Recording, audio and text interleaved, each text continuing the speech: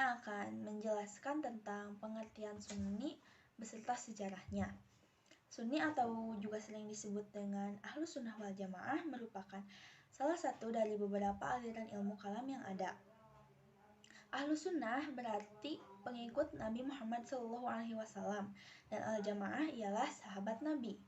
Jadi, Ahlus Sunnah wal Jamaah ialah pengikut Nabi Muhammad SAW dan para sahabatnya. Atau juga bisa diartikan sebagai golongan orang yang mengikuti ajaran Islam sebagaimana yang telah diajarkan dan diamalkan oleh Nabi Muhammad dan para sahabatnya. Aliran ini tidak muncul begitu saja. Banyak faktor atau beberapa proses yang mempengaruhi kemunculannya. Salah satunya ialah tingginya konstelasi politik yang terjadi setelah Nabi Muhammad wafat. Kematian khalifah ketiga yaitu Utsman bin Affan menyebabkan beberapa reaksi. Ini disebabkan karena ia terbunuh bukan dalam peperangan. Hal ini menyebabkan banyak orang menuntut Ali, di mana ia merupakan pengganti dari kepemimpinan Utsman agar bertanggung jawab. Maksudnya agar ia segera mengusut tuntas siapa sebenarnya pembunuh Utsman. Nah, seperti Muawiyah bin Abi Sufyan, Aisyah, serta Abdullah bin Talha merupakan beberapa sahabat yang menuntut Ali atas kematian Utsman yang bahkan hingga terjadi sejumlah peperangan. Nah, ada satu peristiwa dalam peperangan yang membuat umat Islam terpecah belah. Peristiwa ini sering disebut dengan tahkim atau arbitrase, di mana tahkim atau arbitrase itu terjadi saat Perang Siffin, perang antara Ali dan Muawiyah. Nah, Amr bin As sebagai tangan kanan Muawiyah mengajukan tahkim dengan mengangkat mushaf di atas tombak dikarenakan pasukan mereka terdesak dan tujuannya ialah mengembalikan segala perselisihan ini kepada Allah Subhanahu wa taala. Nah, akibat peristiwa ini lahirlah 3 aliran ilmu kalam, di antaranya Khawarij. Nah, mereka pada mulanya mengakui kekuasaan Ali, akan tetapi kemudian mereka menolaknya karena rasa kecewa terhadap keputusan Ali yang menerima tahkim. Kemudian ada yang disebut dengan Syiah, di mana mereka tetap menerima Ali setelah peristiwa tahkim terjadi, dan yang terakhir ada yang disebut dengan Murji'ah. Mereka menangguhkan atau menunda penyelesaian antara konflik Ali dengan Muawiyah ke hari perhitungan di akhirat nanti. Karena itu mereka tidak mengeluarkan pendapat tentang siapa yang benar atau tidak. Melihat sedemikian kacaunya bahasan tentang teologi dan politik ini, ada kalangan umat Islam yang mulai jenuh gitu dengan semuanya, yaitu aliran Murji'ah tadi. Mereka menarik diri dari perdebatan yang tak berkesudahan ini dan memasrahkan segala urusan kepada Tuhan di akhirat kelak. Kemudian dapatlah dikatakan bahwa Murji'ah ialah cikal bakal Sunni. Karena banyaknya umat Islam yang juga merasakan hal tersebut, maka mereka mulai mengelompokkan diri ke dalam suatu kelompok tersendiri. Nah, ada pula yang mengatakan bahwa Ahlus Sunnah wal Jamaah muncul sebagai reaksi dari munculnya aliran Jabariyah dan Qadariyah. Ahlus Sunnah wal Jamaah mencoba menyeimbangkan jadi usaha atau perbuatan manusia. Berbeda dengan aliran Jabariyah yang berpendapat bahwa manusia tidak memiliki kekuasaan atau kemampuan terhadap perbuatannya sendiri. Jadi manusia hanya sebagai boneka gitu yang dipermainkan oleh Tuhan. Dan pendapat Qadariyah tentang manusia yang memiliki kekuasaan untuk melakukan suatu perbuatan. Ahlus Sunnah wal Jamaah dikembangkan oleh Abu Hasan al-Asy'ari dan Abu Mansur al-Maturidi. Aliran ini muncul sebagai reaksi dari munculnya aliran Asy'ariyah dan aliran Maturidiyah, yang dimana kedua aliran ini memiliki pemikiran-pemikiran sebagai reaksi dari munculnya aliran Mu'tazilah, dan kemudian pemikiran-pemikiran ini menjadi doktrin aliran ini. Di antara pemikirannya ialah mengenai sifat Allah, Al-Quran, melihat Tuhan di akhirat, kekuasaan mutlak Tuhan, dan keadilan Tuhan, mengenai perbuatan Tuhan, mengenai perbuatan manusia, dan perbuatan dosa besar. Baik, itulah sekilas tentang pengertian dan sejarah Sunni atau Ahlus Sunnah wal Jamaah. Baik, materi selanjutnya akan disampaikan oleh teman saya. Saya Lali Nurjana akan menjelaskan tentang tokoh-tokoh dan pokok akidah Sunni. Nah, Sunni atau Ahlus Sunnah wal Jamaah adalah sekelompok aliran yang berpegang atau berpedoman pada Al-Quran dan hadis. Nah, menurut sejarah, Sunni ini terbagi ke dalam dua kelompok. Yang pertama ada Sunni Al-Hadis, yang kedua ada Sunni Moderat. Yang pertama, Sunni Al-Hadis. Pelopor Sunni Al-Hadis itu adalah Ibnu Hambal, yang mana ia adalah salah satu pakar hadis terkenal pada zamannya. Namun, dikenalnya ia sebagai pelopor Sunni bukan karena ia seorang ahlul hadis yang sama namanya dengan ahlus sunnah, yaitu orang-orang yang mengikuti jejak Rasulullah SAW. Tapi dikenalnya ia sebagai pelopor Sunni karena dia adalah penentang Mu'tazilah pada zaman dinasti Abbasiyah. Setelahnya ada Ibnu Taimiyah, yang mana awalnya ia adalah pengikut dari Ibnu Hambal, namun ia menolak taklid dan menjadi tokoh Islam tanpa mazhab. Pada usia 30 tahun, ia sudah dipercaya untuk memberikan fatwa, namun fatwa-fatwanya itu tergolong kontroversial. Di antara fatwanya adalah hukuman mati bagi orang yang menghina Nabi dan larangan ziarah kubur serta bertawasul. Nah, fatwa-fatwanya saat ini menjadi inspirasi bagi kaum salafisme, jihadisme, dan wahabisme. Yang kedua ada Sunni Moderat.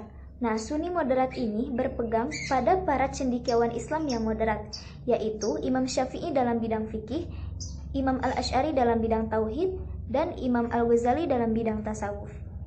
Di Indonesia sendiri sebenarnya banyak kelompok aliran aswaja, namun yang dianggap mewakili keaswajaan moderat itu adalah Nahdlatul Ulama. Yang mana Nahdlatul Ulama ini didirikan oleh para kiai pesantren. Aswaja NU ini mencakup aspek akidah, syariah, dan akhlak yang berdasarkan manhaj atau pola fikir Asy'ariyah dan Maturidiyah dalam bidang tauhid atau akidah, manhaj Imam Hanafi, Imam Maliki, Imam Ahmad, dan Imam Syafi'i dalam bidang fikih, yang meskipun dalam istimbat hukum atau dalam praktiknya menggunakan mazhab Imam Syafi'i yang mengacu pada Al-Quran, hadis, ijma, dan qiyas. Serta dalam bidang tasawuf mengacu pada mazhab Imam Al-Ghazali dan Imam Abu Qasim Al-Junaidi, yang mana ulama-ulama tersebut memiliki sikap tawasud dan i'tidal, tengah-tengah dan seimbang, dan selalu menggabungkan antara dalil akli dan dalil nakli, antara paham Jabariyah dan Qadariyah, serta tawasud dalam ijtihad dan taklid buta. Sekian presentasi dari saya lanjutkan ke pemateri berikutnya. Perkenalkan, nama saya Ludia Sapitri. Saya akan menjelaskan tentang karakteristik Sunni dan juga adat kebiasaannya. Pengertian karakteristik itu sendiri ialah merupakan sebuah sikap atau sifat yang melekat atau menjadi ciri kepribadian suatu individu dan benda tertentu. Bersamaan katanya ialah watak atau sifat batin yang melibatkan pikiran, perkataan, dan juga tabiat. Ahli Sunnah wal Jamaah atau Aswaja merupakan sebuah pemahaman keagamaan yang berpedoman kepada Al-Quran, hadis, atau sunnah Nabi Muhammad SAW.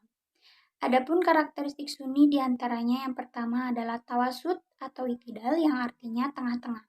Ini menandakan bahwa Aswaja tidak memihak pada salah satu pihak. Yang kedua ada tawazun yang artinya seimbang, menyerasikan sikap khidmat kepada Allah Subhanahu wa Ta'ala dan juga kepada sesama manusia. Yang ketiga adalah tasamuh yang artinya toleran terhadap perbedaan, baik keagamaan, sosial, maupun juga budaya. Yang keempat adalah amar ma'ruf dan nahi mungkar, yaitu mengajak kepada kebaikan dan juga menjauhi kemungkaran. Dan yang terakhir adalah cinta terhadap habaib. Selanjutnya adalah adat dan kebiasaan Sunni.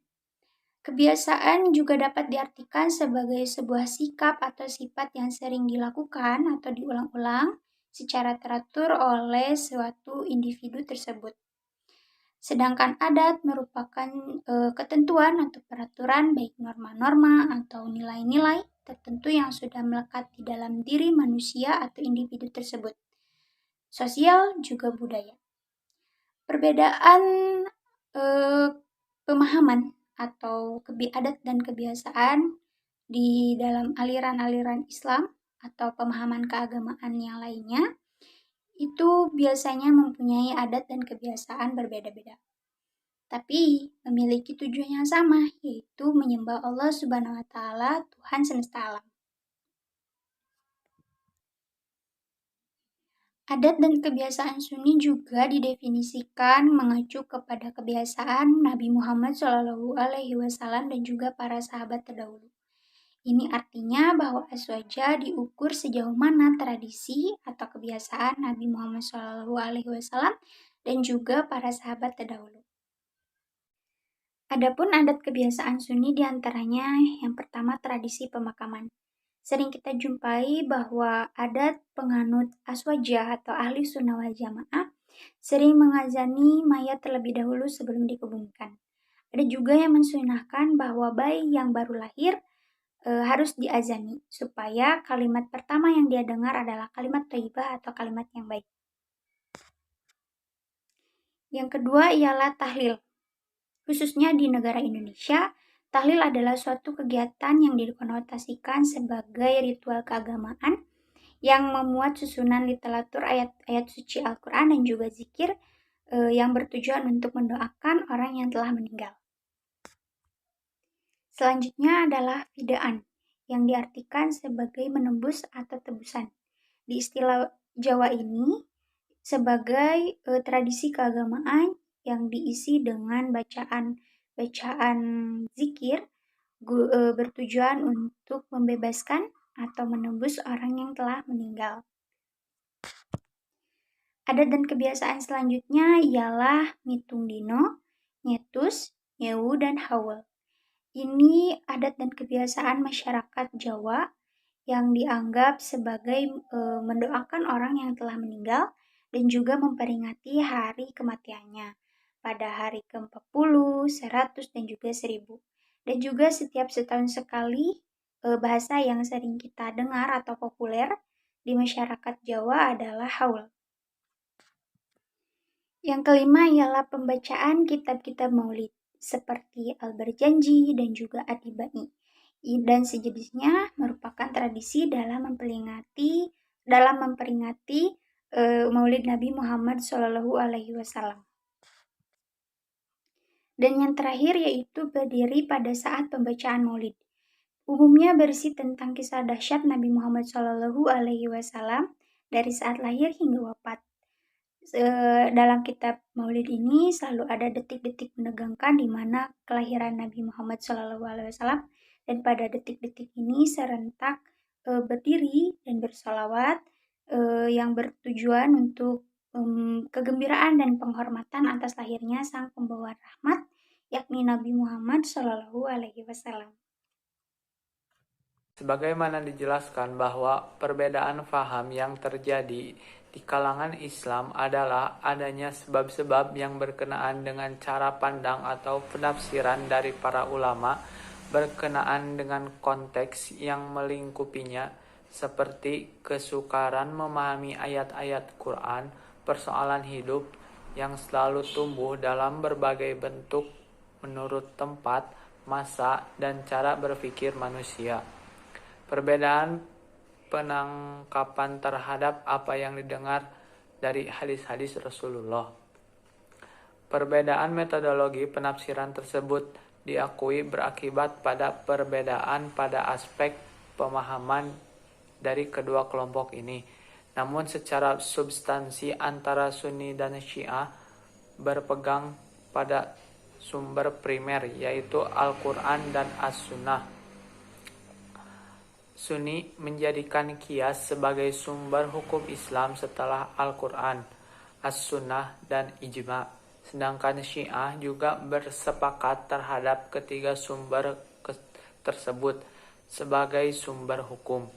Namun tidak sepakat menjadikan qiyas sebagai sumber hukum, karena menurut Syiah, qiyas tidak bisa dijadikan sumber hukum Islam dan lebih menyerahkan kepada otoritas imam yang memiliki kecemerlangan akal dalam menjelaskan sumber hukum Islam. Syiah menempatkan akal dalam kedudukan yang cukup tinggi melalui otoritas imam mujtahid yang diyakini memiliki kemampuan otoritatif dan menjelaskan hukum agama, sehingga apapun yang dibenarkan oleh akal sehat, maka hal tersebut dapat diterima oleh agama. Berikut ini adalah perbedaan antara rukun iman menurut Sunni dan Syiah. Rukun iman menurut Sunni adalah Allah, malaikat, kitab-kitab Allah, rasul-rasul Allah, hari kiamat, dan qada dan qadar. Kalau menurut Syiah, tauhid, yakni meyakini keesaan Allah. Terus nubuat, ma'ad, imamah, dan keadilan ilahi. Imamah dalam mazhab pemikiran Syiah adalah kepemimpinan progresif dan revolusioner yang bertentangan dengan rezim-rezim politik lainnya, guna membimbing manusia serta membangun masyarakat di atas fondasi yang benar dan kuat, yang bisa mengarahkan menuju kesadaran, pertumbuhan, dan kemandirian dalam mengambil keputusan. Semua unsur-unsur tersebut diatur dalam peraturan-peraturan khusus yang disiarkan dan dijalankan oleh pembantu-pembantu imam. Semua hal tersebut terjadi pada diri Nabi dalam masa hidupnya. Kewajiban meyakini imam bagi kelompok Syiah semata-mata dikembalikan kepada Allah yang akan mengangkat imam bagi umat manusia. Sedangkan kelompok Sunni berpendapat bahwa tidak ada kewajiban meyakini otoritas imam dalam mengurus persoalan agama dan duniawi. Imam Alauddin Ali bin Muhammad, seorang ulama Sunni, dalam bukunya Syarh at-Tajrid, sebagaimana dikutip Abu Bakar Aceh, menjelaskan bahwa dalam menetapkan kewajiban pengangkatan imam dalam Sunni ditetapkan melalui ijma sahabat Nabi. Mereka mengadakan penetapan di kala setelah wafat Rasulullah dan meneruskan tradisi suksesi kepemimpinan yang setelah khalifah atau imam wafat. Selanjutnya, sifat-sifat Tuhan. Menurut Mu'tazilah, Tuhan tetap mengetahui, berkuasa, dan sebagainya. Tetapi bukan dengan sifat yang sebenarnya. Semua itu sudah merupakan zat atau esensi Tuhan. Melainkan menurut Sunni, Tuhan mempunyai kekuasaan mutlak pada makhluknya. Namun kekuasaan tersebut tidak akan membuat Tuhan berbuat zalim pada makhluknya, mengandung arti bahwa segala perbuatan Tuhan itu baik. Menurut Murji'ah, Allah tidak memiliki sifat-sifat, sebab dengan menetapkan sifat-sifat Allah yang juga bersifat qadim. Mungkin demikianlah presentasi dari kelompok kami. Mohon maaf bila banyak kekurangan. Billahi taufiq wal hidayah. Wassalamualaikum warahmatullahi wabarakatuh.